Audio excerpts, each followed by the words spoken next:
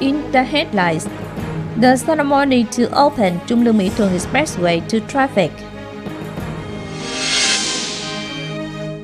Leaders of Vietnam Fatherland Front Central Committee presented gifts and extended their greetings to needy households and policy classified families in Bình Thủy Urban District.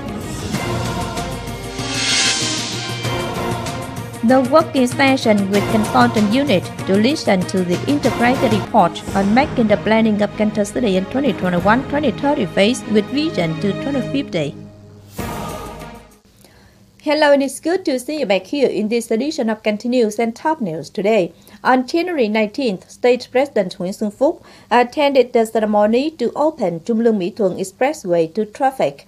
The expressway has a particularly important significance in trading and connecting Mekong region with Ho Chi Minh City and major economic sections in the south, including Cần Thơ City.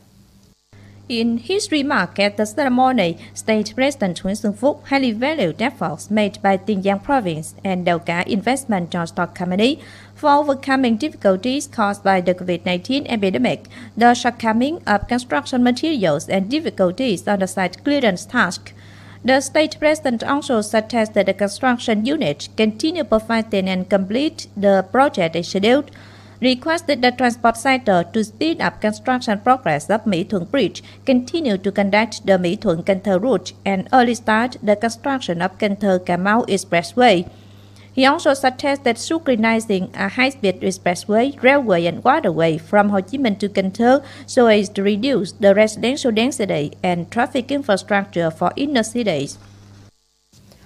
On January 19th morning, Vice Chairwoman of Vietnam Fatherland Front Central Committee Trương Thị Ngọc Ánh presented gifts and extended their greetings to needy households, policy classified families in Bình Thủy Urban District.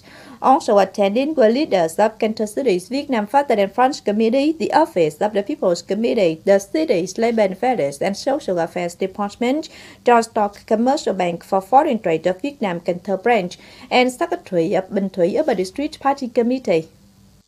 Vice Chairwoman Trương Thị Ngọc Ánh expressed her gratitude towards voters of Bình Thủy Urban District and Cần Thơ City alike for trusting and electing her as Deputy of the 15th National Assembly. The Vice Chairwoman presented 50 gifts to poor households and policy classified families, each including 1 million Vietnam dong in cash and a gift valued at 200,000 Vietnam dong. She wished people a warm, happy Lunar New Year and hoped them to well observe regulations, well respond to local social economic development programs, especially well abide by COVID-19 epidemic control measures. Also in the same morning, Vice Chairwoman Trương Thị Ngọc Ánh handed the 7 book to children orphaned due to COVID-19 epidemic in Cần Thơ City. The Vice Chairwoman and leaders of units handed 28 7 books, each valued at 10 million Vietnam dong, which is supported by Nhân dân or the People's newspaper, with them to look after orphans to have normal life as others. Also on the occasion of the traditional Tet of the Tiger 2022, on January 19th morning, State Advice Secretary of Cần Thơ City Party Committee, come Chairman of Cần Thơ City People's Council Phạm Văn Hiễu, visited and offered gifts to policy classified families in Ninh Kiều Urban District. 98 gifts were presented to policy classified families. Each gift consists of 1 million Vietnam dong and essentials at the value of 500,000 Vietnam dong. State Advice Secretary Phạm Văn Hiễu said that in the past time, Cần Thơ City has taken care of poor and near poor households and policy classified families, especially in the type of social distancing. In the meantime, he recognized and glorified sacrifices and losses incurred by policy classified families and nation contributors. The State Advice Secretary hoped that residents of Ninh Kiều Urban District would continue promoting the unity, overcoming difficulties to join hands to develop social economy of the city. On this occasion, State Advice Secretary Phạm Văn Hiễu came to visit families of Lê Thanh Minh and Lưu Thị Khích in An Hòa Road, Ninh Kiều Urban District. Both of them are war invalids.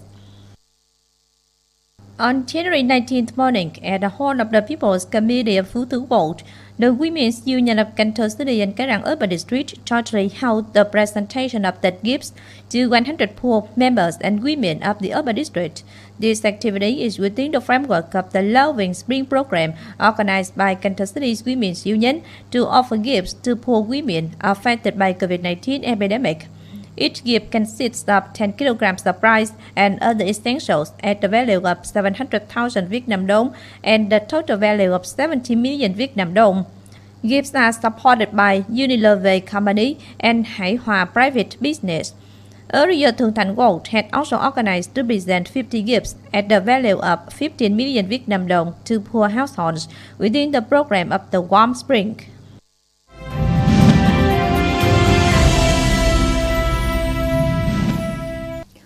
On to other news. On January 19th morning, the Commission for Minority Affairs organized the National Online Conference to review the minority affairs in 2021 and set tasks for 2022. Standing Deputy Prime Minister Phạm Bình Minh attended and delivered guidance at the conference. Attending the conference in Cần Thơ City was Standing Vice Chairman of Cần Thơ City People's Committee Dương Tấn Hiển.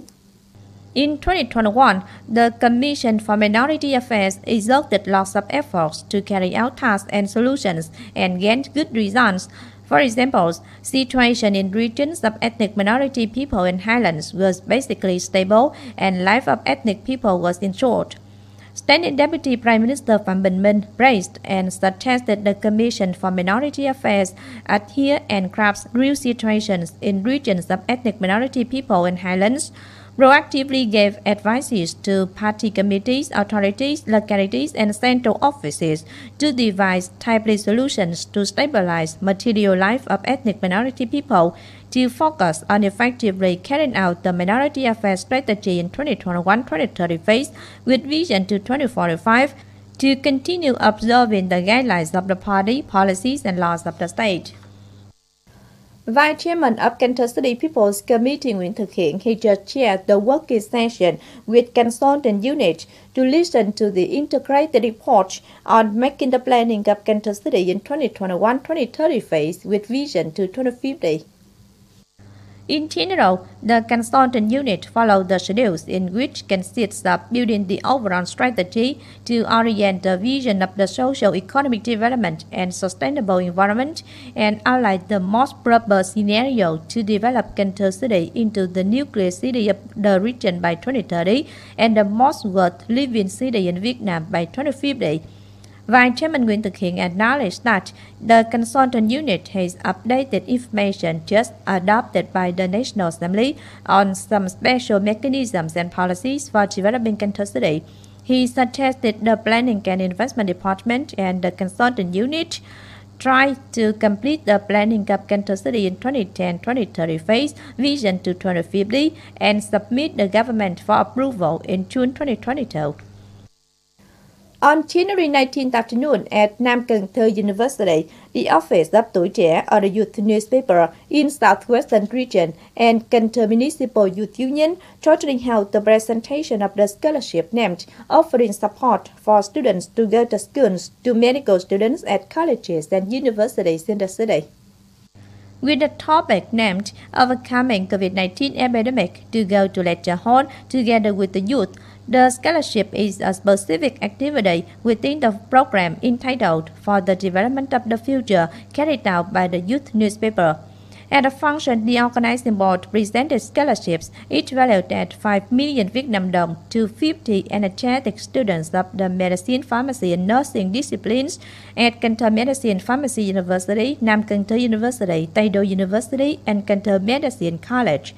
The scholarship has the expense of more than 250 million Vietnam dong and is supported by the Support Committee of Vietnamese people in Germany for medical students in Thừa Thiên Huế and Cần Thơ cities. Particularly, the scholarship is presented in ATM, not in cash, in response to the annual Catholic Day, June 16th, launched by the youth newspaper, with them to head toward the Catholic Society.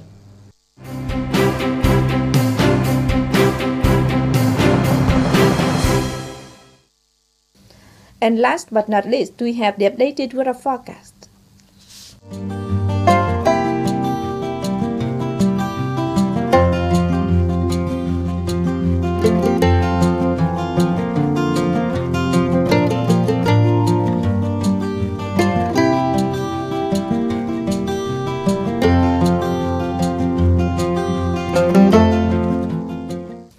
The updated weather forecast also wrapped up this edition of Continues. If you want to watch again in this bulletin, please visit our website, kenthtv.vn. And now thanks for being with us. Goodbye and see you next time.